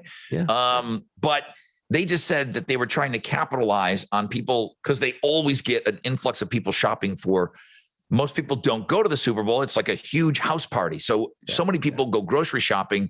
So they just flooded the stuff even earlier to capitalize on picking up Valentine's Day stuff when they went Super Bowl shopping. However he explained it, it made sense to me. But smart. There's more shit out there now, or maybe I'm just pathetically single that I noticed it more. I don't know. You have to spend a fucking dime, so that's kind of cool. You save a few bucks there. Let me ask you this question about this, and we can move on. Let me ask you this question. Move on. Is Valentine's Day supposed to be a two-way street? Like, are chicks supposed to be buying dude stuff, or is the obvious, like, the dudes buy the shit and the girls get busy? And that's it. And then we have Steak and BJ Day and 1 month afterwards. So that's it. So we get Steak and BJ Day. Valentine's Day is all about the girls. The hack was buy 2 Valentine's Day cards. Pick the one that doesn't sound the corniest. Give her the card, and then take the words from the other card and put that in the open space, and then throw that card away. Make sure there's no remnants of that. So you got to write in the card. So you buy 2 cards, and then it's all for the girls. It's all for the girls. But don't say that you want to celebrate Steak and BJ Day on March 14th if you didn't do shit for Valentine's Day. You can't have one without the other. So Valentine's Day, one-way street, boom. It's just for the ladies. You got to prime the pump, man. You got to sow the seeds. You got to lay the groundwork. You can't just cash the check. You got to go earn it. You know, I mean, let's not be dopes here. We're grown-ups now. We don't do that stuff anymore, Rod. You got to get in the mix, brah. You got to get in there. So I'm glad it's over. I'm ready for Mardi Gras. It's kind of a holiday that we blow through. We don't really get too hyped up about it. You know what I want to do? I want to talk about music from 1997. It's a good year, huh? Fucking. I mean, I knew it was a golden year. I knew it was one of the golden years. And then when I started digging at the songs and what happened that year, fucking phenomenal year for music. Everything happened that year. It's our 77th podcast. So I sent over to Ginty. Let's go back to Let's go back in the way back machine, and let's look at 1997. This was very difficult to come up with my 5 favorite songs from 1997. God, there's so much. A top 10 would have been difficult. So this is excruciating to leave songs out. It's excruciating. And I don't think I have a super obvious list. I really don't. I don't have squirrel nut zippers on there. Don't worry. Really shocking. Yeah. But I don't have, I got some stuff. I can't wait to share it. Yeah, let's do it. All right, let's take a very, very short break. We've talked already with the whole fucking podcast has been a commercial for New Orleans, but Pirates of the Quarter, piratesofthequarter.com. They got a store open now. It looks like my boy's got a little gig liner on right now. I don't know if he was out doing a tour earlier today. He doesn't seem to be able to get that gook off his eyes. Pirates will lead you around the French Quarter, and they will show you real pirate history on the formulation of the city, on what came to be. There's so much more to the French Quarter than just Bourbon Street. I get it. Here we are amping you up about the titties and the beads and everything. But any time of year, you go to New Orleans, you want to do one of these walking tours and you'll find out. And we've had plenty of podcasters that have gone to New Orleans and have taken this tour. And they've all said that it's been total rock star tour. So if you already took the tour and you love the Pirates, then you can check out the shop page, piratesofthequarter.com.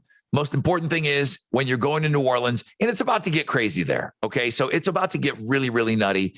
I wouldn't think that like Mardi Gras Day, like obviously I can tell you right now, Jason and his brother are going to be on the pirate ship. If you tried to book a pirate tour this Saturday afternoon, it's not happening. Okay. No, we're in the Tux Parade. Okay. There's not an army of tour guides for this. So you got to kind of look at and see when the tours are going on. So I know you probably have some blacked out dates during Mardi Gras.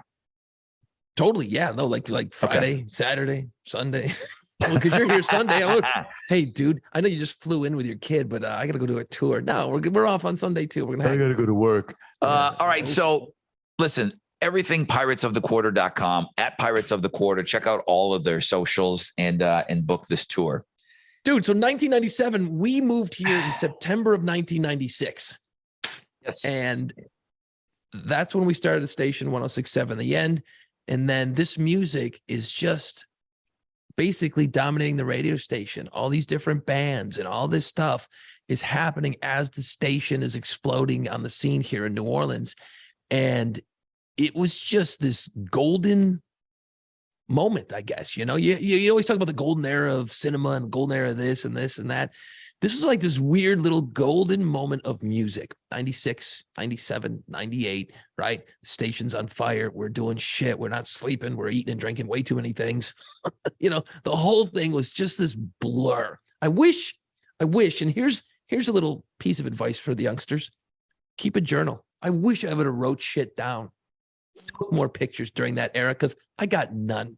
Yeah, the picture thing is kind of it's upsetting because we don't have a lot of pictures. I don't have a lot of pictures of just me that in the radio station, like at the board on the air, you know, where all these jocks have these like old legendary pictures of them at their stations and they probably took publicity photos.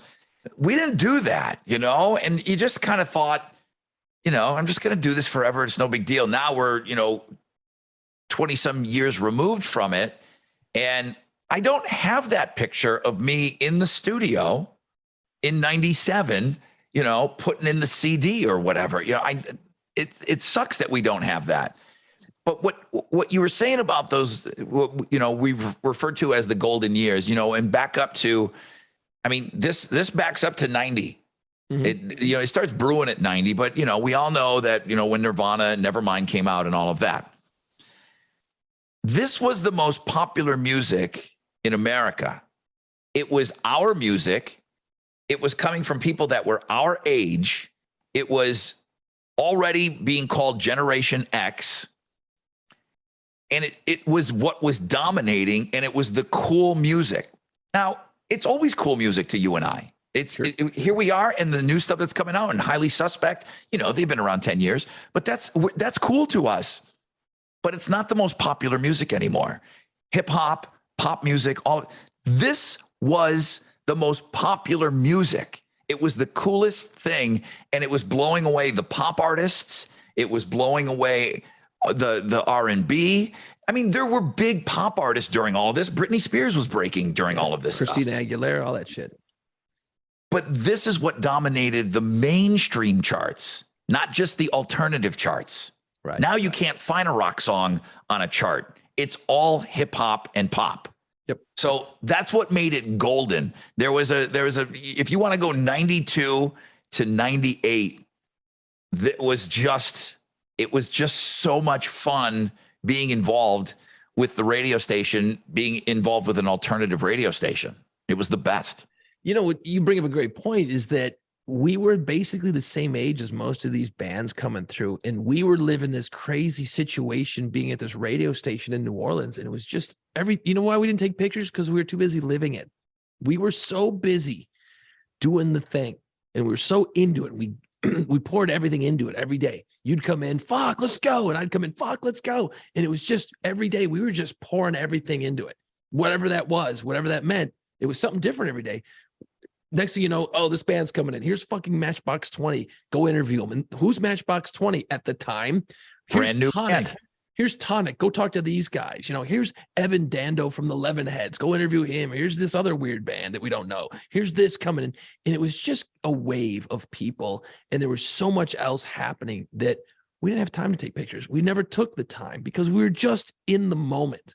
I have 2 pictures from Woodstock 99. Can you imagine going to Woodstock, going to a show of the magnitude of Woodstock 99 with all that shit, with just shit, with a river of shit? You would take a picture of that river of shit. Yeah. I don't have a picture of that river of shit. You were too busy burning shit down. That's why. I have 2 pictures from Woodstock 99.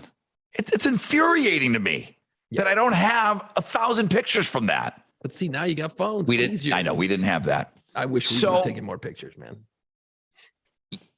Listen, 96 we've done. I went to go back. Thank you, Jordan. I went to go back and look just to make sure. I knew we had done one of these before, and we talked in the same terms. Oh my God, what a year, what a year, what a year. 96 is a great year. 97 is just as strong.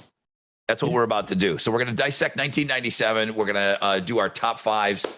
I struggled with this, and I'm going to be so mad that I'm leaving something off.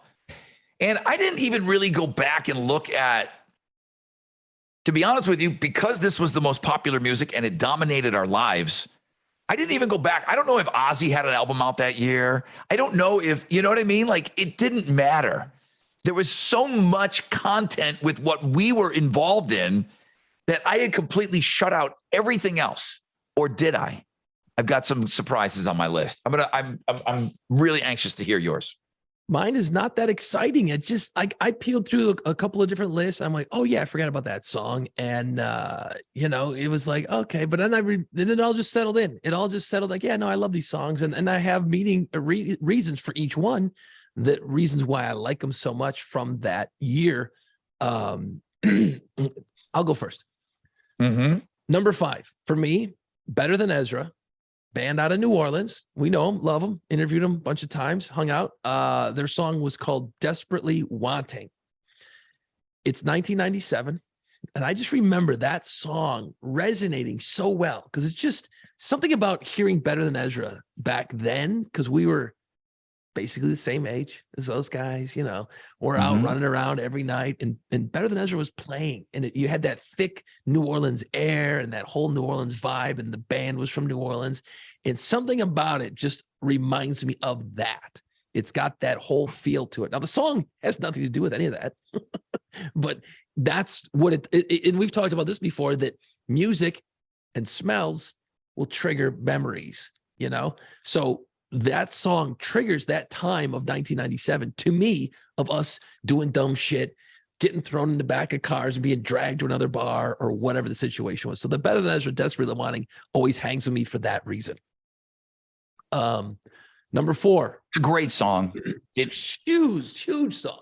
It's a great connection. I got a chance to interview them. They came to the radio station. I know you were there. They came through before we had left. We were in Buffalo, and they came through, and they were just really, really nice guys. And I remember then hooking up with them in New Orleans. And I'm like, dude, we were from Buffalo. We had talked. He's like, oh my God, you were the guys from Buffalo. And then boom, I mean, formed a friendship with those guys. And still to this day, I hadn't seen them in a couple of years, but I hooked up with those guys a couple of years ago. And it's just, you're just sitting around with them, and they're just the same dudes. They're LSU. They're just dudes. I mean, they're dads now. Everybody's older. Everybody's a little bit calmer.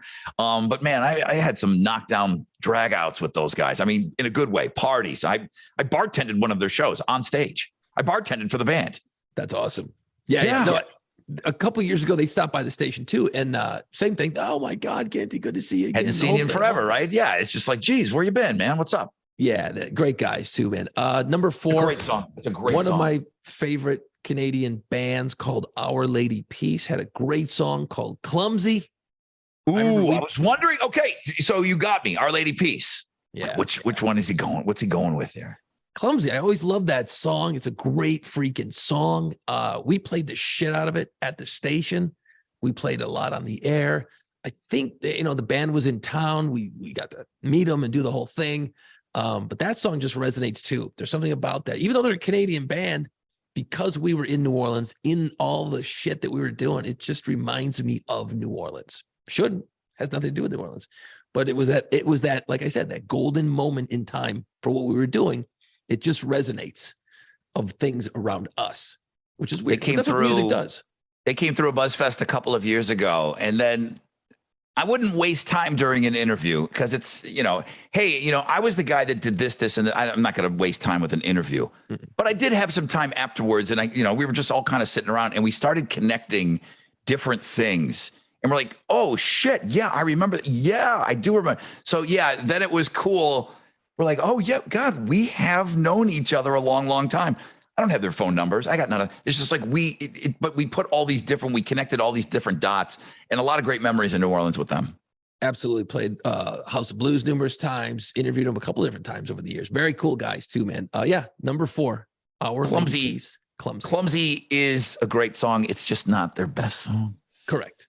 I know where you're going with that. That's fine. All right. Number 3, and this is kind of weird, but it resonates, and I can't put my finger on why. The Offspring, Gone Away. Because it's heavy. It's a little bit deep subject matter about, I think it was Dexter's girlfriend, or maybe it was somebody he knew who passed away, and he wrote this song about it. And it's gone away. She's dead. And I just remember listening to it going, oh, the Offspring, cool. I like the Offspring. They're fun. They make these goofy songs, keep them separated and all that stuff.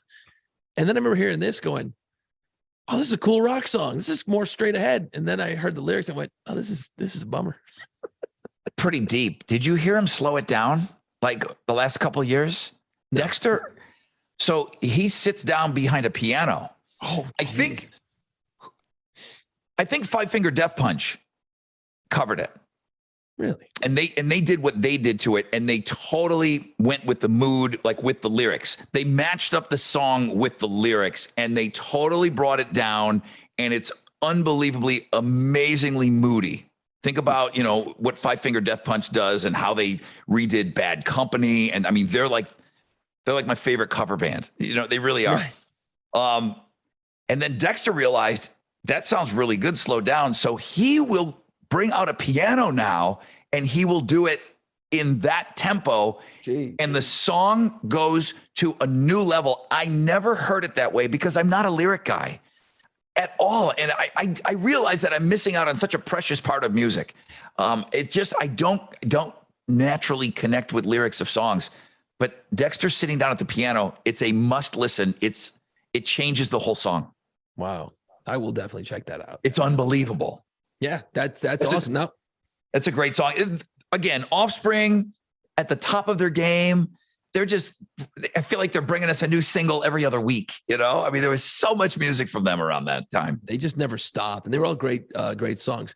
Number 2, and there's a story behind this one, but it was cool because, the song is 9 Inch Nails' "The Perfect Drug." Okay. I fucking love that song. But what was great about it too, and again, New Orleans, man, here it comes. Trent Reznor was like here. Okay. He was here in New Orleans at the time. He was famously living in New Orleans at the time. Yeah. Everybody knew that he was there. Correct. And he was hanging out, and Marilyn Manson was down here recording with him, and he'd had a house in the Garden District, and he bought an old funeral home. He converted it into like a studio home on Magazine Street, that whole thing. And this song comes out, and I'm like, holy sweet Jesus, is this song unbelievably awesome, right?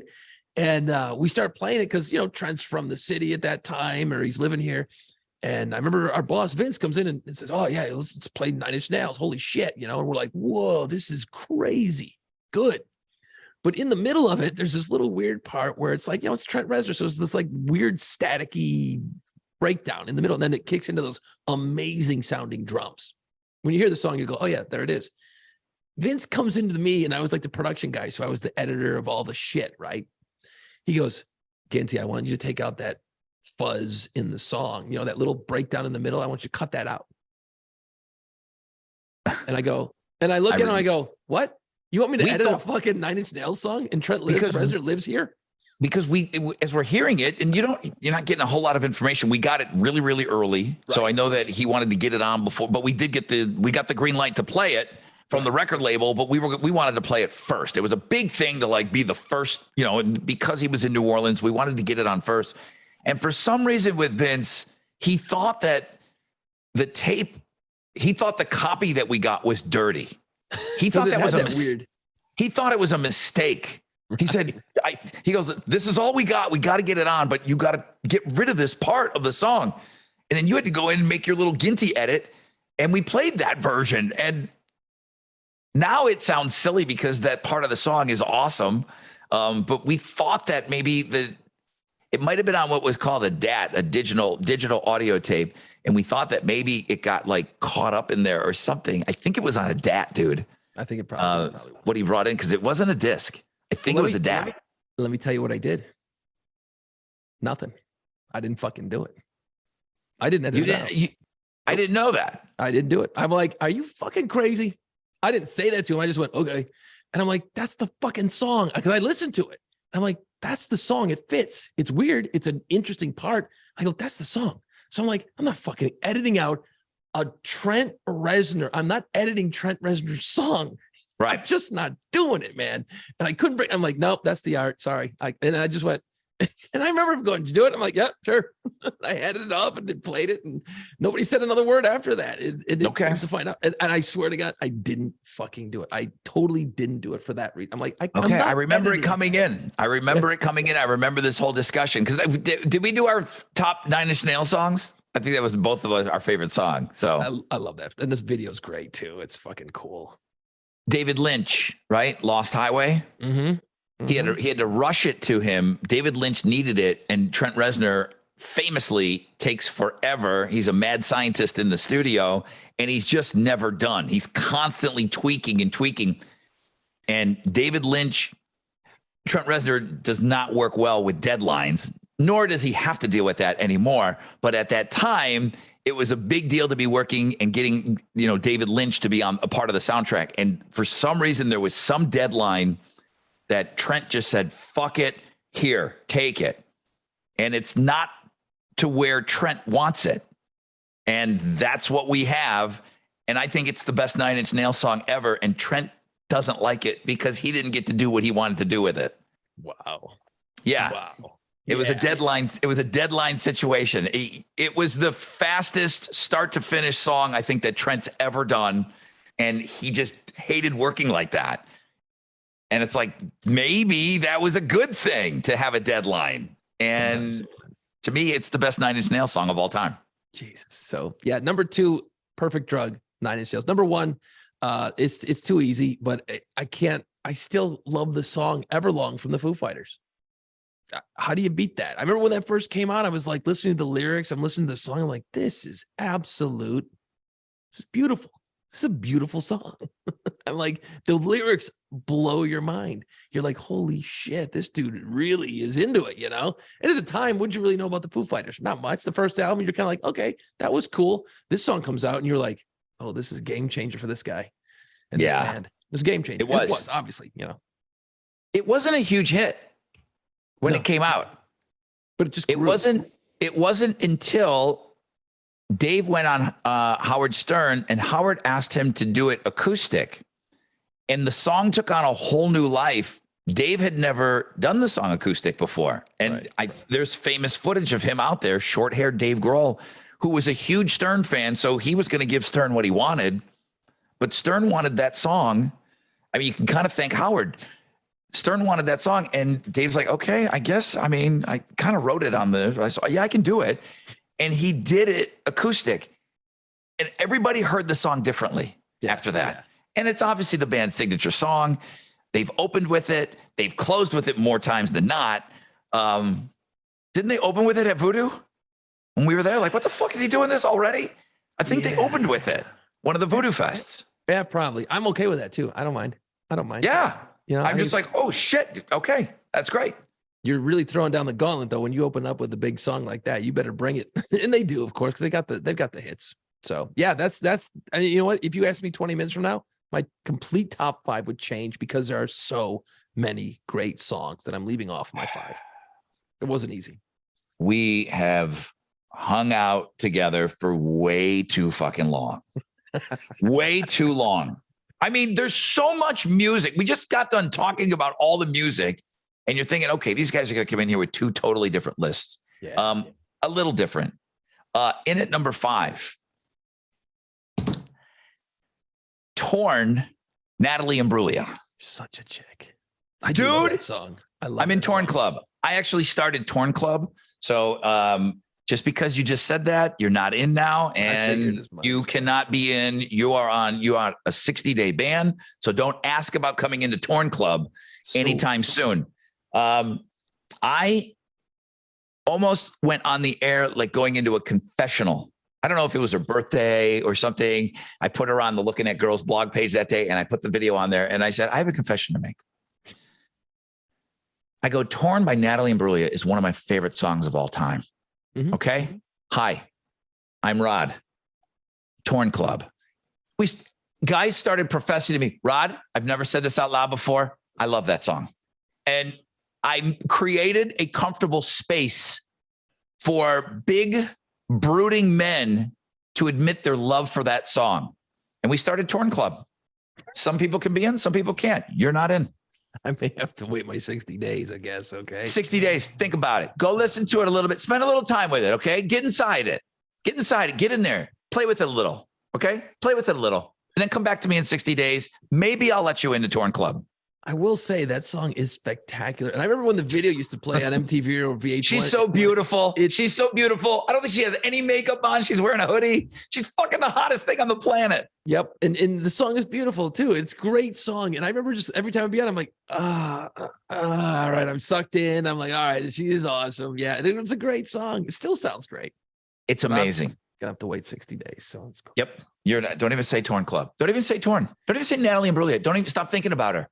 I know you're thinking about it right now. Stop. Oh, yeah, I am thinking about her. Number 4, for all the reasons that you already said, 9 Inch Nails, Perfect Drug. Yeah. Getting the song, Trent in New Orleans, all of that song. And then the David Lynch story, and then him being miserable with it. I don't think he plays it for the longest time. I don't think he played it live. I've only seen them a couple of times, so I don't remember. It's hard just because there's so much coming at you. So fuck, you don't know what he's playing. Yeah. But Perfect Drug is it's just an unbelievable song. Number 3, Sarah McLachlan, Building a Mystery. I love Sarah McLachlan. I love her. I went to go see her live in New Orleans. I went to go see her. I went to go see Tori Amos. Had a girlfriend at the time, so thank God she took me to that stuff. It was awesome. I could not go to that show with you. What am I going to do? Can't stand there. I can't sit there next to you. So thank God I was exposed to that. It was perfect timing. She's from Canada. She's hot as shit. She was just in a Super Bowl commercial. She likes Sarah McLachlan. That song, she has I think it's Mirror Ball, the live album. Oh my God, it's so great. I love that. Yeah, I love Sarah McLachlan. Love her. You don't have the love Sarah her. Club? I think I didn't listen. I can only have so many clubs. Right. So I don't have Club Sarah, but again, I don't even think you're allowed to say club. Sarah McLachlan, Building a Mystery. True. That is my number 3. Okay. My number 2, Clumsy's probably a better song, but Superman's Dead. Huge. Is just the banger. Yeah. And when I left New Orleans and I said goodbye and I'm leaving, twice I left the city because I left and then I came back and then I left again. Both times when I left, my final song was Our Lady Peace, Superman's Dead.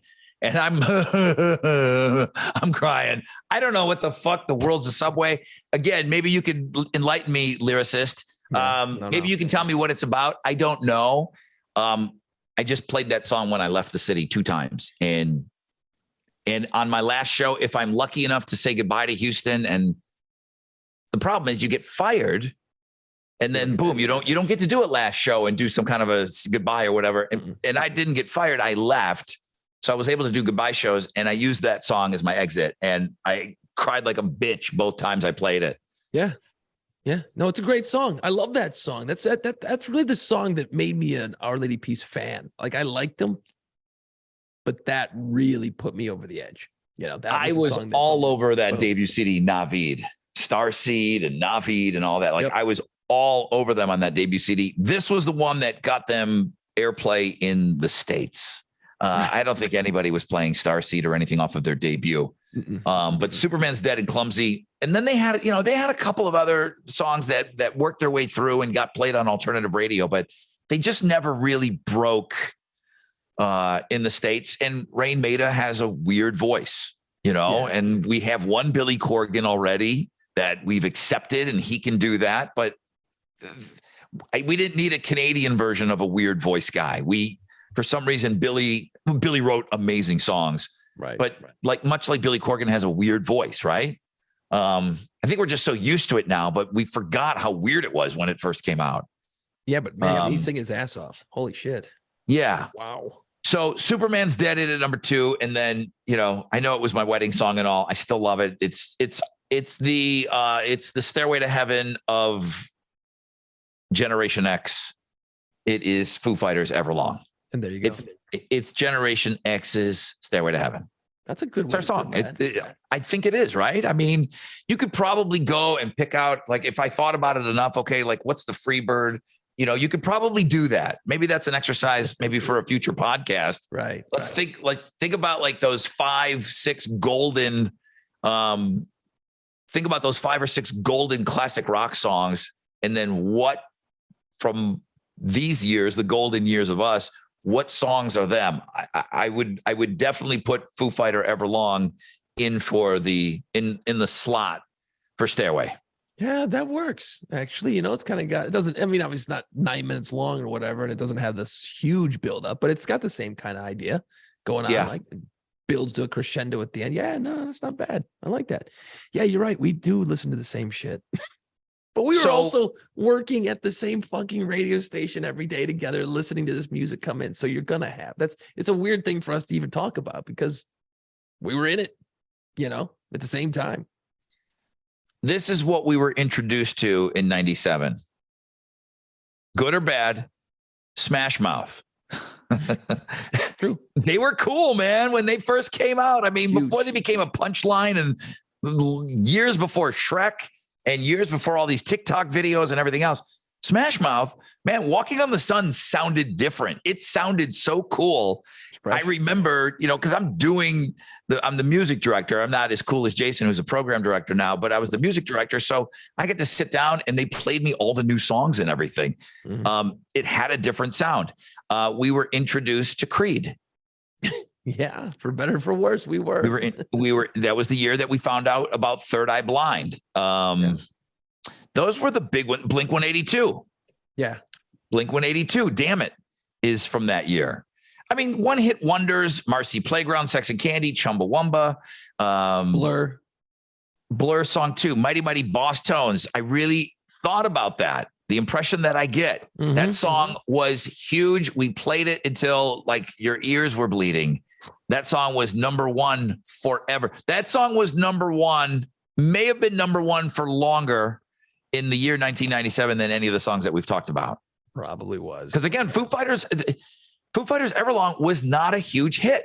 It really wasn't. It wasn't until it got a whole new life into it. And then that song just was a slow burn and it just picked up momentum over the years. Yeah. Yeah, lots of one hit stuff here. The Verve Pipe, Barbie Girl was that year. That's fucking terrible. Prodigy, Smack My Bitch Up. Yeah, that's cool. Right? I love that song. I mean, the content is a little rough, but yeah, cool song. But then there was the weirdness. Now, we didn't totally hit, I think 98 was more when the Gap commercial came out and they used the swing music for the guy and the girl dancing in the khakis.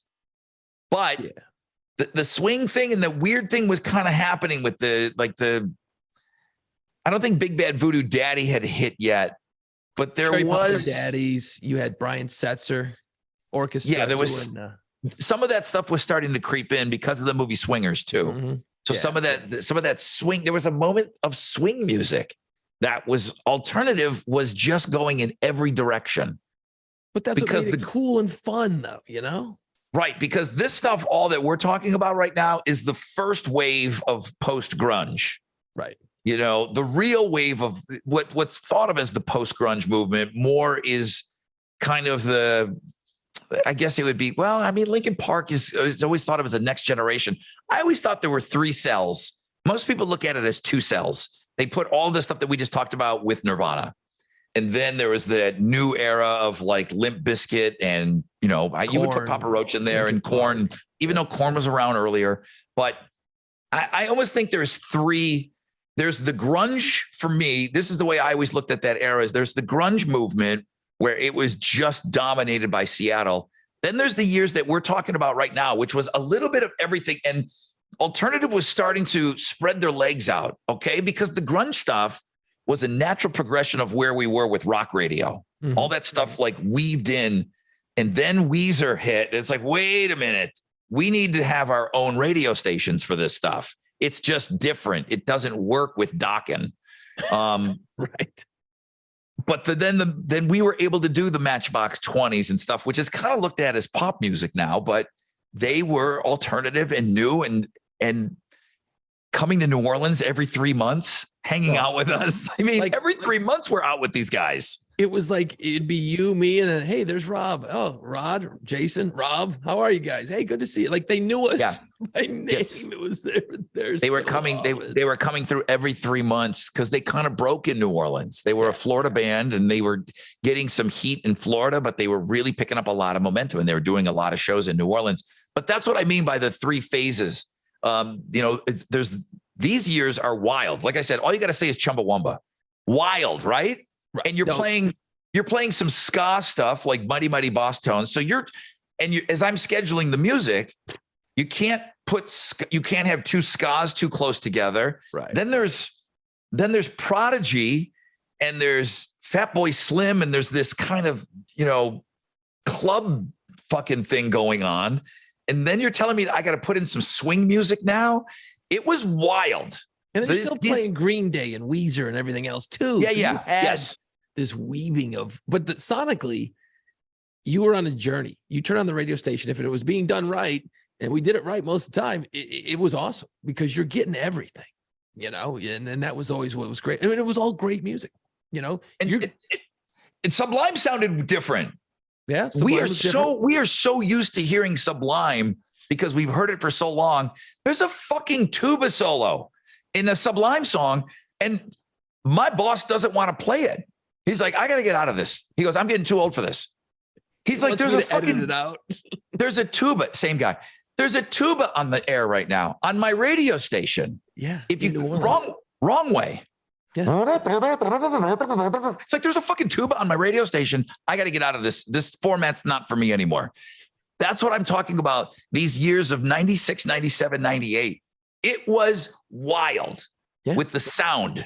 And it was almost impossible to kind of, again, I had to schedule the music and I would get yelled at if shit was too close to one another. Like, what the fuck? You just had horns on.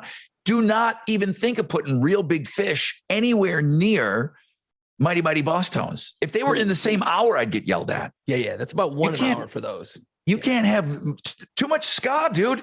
Fucking No Doubt's way too close to Real Big Fish. What are you doing? Yep. I'm getting yelled at every day. I'm like, I can't separate this shit anymore. You know what's fun though is if you think about it this way, is you look at how there's action and then there's a reaction. You've got your grunge and all that shit, that drop D tuning and all that, Alice in Chains and Soundgarden and all this heavy, and you had your punk, you had your Green Day, you had your Weezers, and all that stuff was kind of a heavier feel to the air. The station, it was a little bit deeper and heavy. And then I think grunge fizzles out, Kurt's dead, Soundgarden's breaking up, there's all these things happening. And then do you think it's a reaction to all that thick, heavy shit that a lot of this stuff is pretty peppy and pretty upbeat? You know, the ska is obviously very upbeat, but you look at some of these songs, you know, Clumsy, Desperately Want, these are pop-ish. Matchbox 20 is high, upbeat and poppy. You know, Goo Goo Dolls were happening, Tonic, and then the Marcy Playgrounds and all this stuff. And the So Smash Mouth and all of that. You're having this sort of, the pendulum swings back and forth. So you got this heavy, dark period of grunge, and it kind of was. And then all of a sudden it switches back over to this pop happy shit for a while. And then, you know, Linkin Park, not exactly happily go lucky. You know what I mean? And but still upbeat, but not dark and thick and heavy like the grunge. Okay, you know, it just came to me. The song, and it is that year, it's the Dandy Warhols, Not If You Were the Last Junkie on Earth. Mm-hmm. It's a song about heroin, and it's an unbelievable bridge because that's all that Dirt is about. Okay, Alice in Chains' second album, it's all about heroin. And then so much heroin was going on back then. And these guys did a pop song about heroin, and the lyrics are heroin is so passe. And the Dandy Warhols were a really, really good band, and they wrote really clever, really good pop songs. And it's perfect for what you just said. It's an exact bridge because they're still singing about heroin, but in a pop Smash Mouth light way. Right. Go listen to that song. It's a perfect bridge from that to where we were going. You're right. And then it kind of got silly with, you know, Limp Bizkit took over. Limp Bizkit kind of ruled for a long time. Which is crazy. It was never like a switch was turned, because even with all this stuff we're talking about, we're still playing the shit out of Pearl Jam and Alice in Chains and Stone Temple Pilots and Nirvana and Soundgarden. We're still playing all that stuff, but we're introducing all these new sounds. That's what made it exciting. It was so fun. It was such a fun time. And every time you heard new shit, you're like, well, this is fucking great. Plus, but then you got to keep in mind, you still got the Chili Peppers just chugging along. You got Green Day chugging along. So there's all this shit. It really was cool. And I do think it is, you know, you have the pendulum swinging all the time, you know, dark and heavy, miserable. Okay. Happy time, you know, and it swings back. And that's what was happening. We were in that bright spot. And again, going back to what we were originally talking about, we're the same age as most of these bands at the time. They're in their peak of their powers. They're young. They're doing the thing. We're in it. We're doing the interviews. We're going to the shows. We're doing all the shit. Dude, lucky sons of bitches on this screen right here. Lucky sons of bitches, man. Yeah, because it's not that we jumped on a train. It's just we were there at the right time, you know, and it was the beginning of our career. And, you know, there's no wives, there's no kids, there's no nothing. It's like you're living this music, and you're the presenter of this new music. Right. There wasn't the internet. So there was MTV, and then there was us.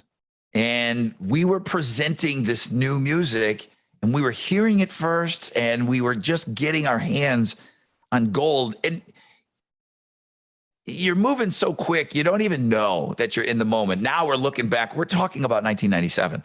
So you're looking back on it now, and you knew it was special while you were doing it, but not like how we're like romanticizing about it. Just because it was happening so fast, you're like, it's going to be like this forever. Well, you know, not musically, you know, and it was a special time. It was a special time, like you said, just because everything was aligned at that time. And giving us our own identity, you know, I mean, there were always baby boomers, and there was, you know, the greatest generation had been coined already and all of this. And then to get to be labeled Generation X, it was, I mean, because millennials, when people started talking about millennials and using that term, if you were a millennial, you're like, okay, here it comes. What did we do now? You know, and the Generation X thing, I never felt, I mean, we were the slacker generation. That's what it was. Generation X was a slacker thing. And it was a badge of honor for me to be labeled that. I'm like, fuck yeah. Okay. Not that we were slacking, but I just thought it was cool. Like, we have our own identity, because I did feel like we were a part of a movement, because we were coming in off the real heat when that stuff first hit from Seattle, and then just to latch on and ride it. It was awesome. Absolutely. And in the slacker generation thing, you know what? I feel like that was given. I think that slacker thing was given to Gen X by the boomers. To like, you guys are Of course it fucking is. slackers, man. It's like, let me know when I can start slacking, because I remember starting working back in 1990, whatever it was, and I haven't stopped since. Let me know when I can start slacking, man, because you know, you look at the Generation X, and you know, you start doing some math on ages and what's been happening in the last 15 years in the world, and hey, I think Gen X is doing okay. I think we're doing all right. We may be considered slackers, but damn it, getting shit done. And you know what? I'll tell you right now, I'm still wearing flannel. I'm cool with that too, by the way. You are wearing a flannel. I will wear flannel forever, man. Me and Dave Grohl, we're gonna wear flannel to the end. That's it. I'm wearing some fucking flannel. I don't care what you say. It's all good. Any final thoughts, 97. Rod? You had enough?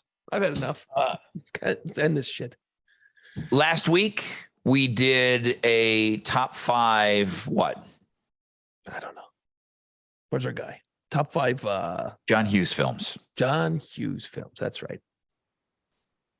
If you're watching on the YouTube channel, I went, Life Moves Pretty Fast. It's a box set of all the music that John Hughes used in all of his movies. No. Now, I know this is old school. It's like, it's CDs. But it's a box set of CDs, and it's all the movies. Holy shit. Even Curly Sue and some of the other things that he did. I didn't see some of those movies, but it's got everything. So right from Vacation all the way through Uncle Buck and She's Having a Baby. Even those movies, he always used amazing music. There are such gems on here. Yeah. It's awesome. It is so great. So I got so excited doing that John Hughes list last week, because you can't talk about his movies without talking about his music. Right. And even though I probably, if I go looking and digging, I probably have everything, but just to have it all in here. So I went on, final thought, Old Man River over here, who's, wishing he was in 97, I guess, from the sounds of things here. I just bought a box set of CDs. So that's nice. You bought some CDs, Blue. Good work. Gen X. Kids with your MP3s. What do you got to show for yourself? I got a box set right here. I want to make it very clear. I'll make this my Take that cloud and shove it up your ass, okay? I got your cloud. Is that where you keep all the Torn Club music? Oof. Fuck off, dude. All right. You just bought yourself. You know what? Mess with the bull, you get the horns. You just bought yourself another 30 days. So I'm going to have to wait 90 days. That's going to 90 days. Don't even mention Natalie Imbruglia. Well, that's going to be June. Nobody's fucking in June, apparently, from earlier in the podcast. So don't worry about it. It's a song's about anti-fucking. That song's about not fucking. It's about getting in touch with yourself. You don't, dude, you're not Torn Club material. I'm not supposed to be in it right now. So you can't talk about it to me. So you're kind of breaking your own rules, man. So anyway, I want to make this clear. Okay. Like, we're sitting here geeking out about 1997. Oh, it's a golden age. Goldenness is so great. Yeah, it was. But I don't live in the past. You know what I mean? There's a lot of people in the world live in the past. You know the guys, right? High school. It's who's the guy from who's Uncle Rico? Uncle Rico. 84. I could have been the champion if they let me play. There's Uncle Ricos in your life. There's guys that peaked in high school.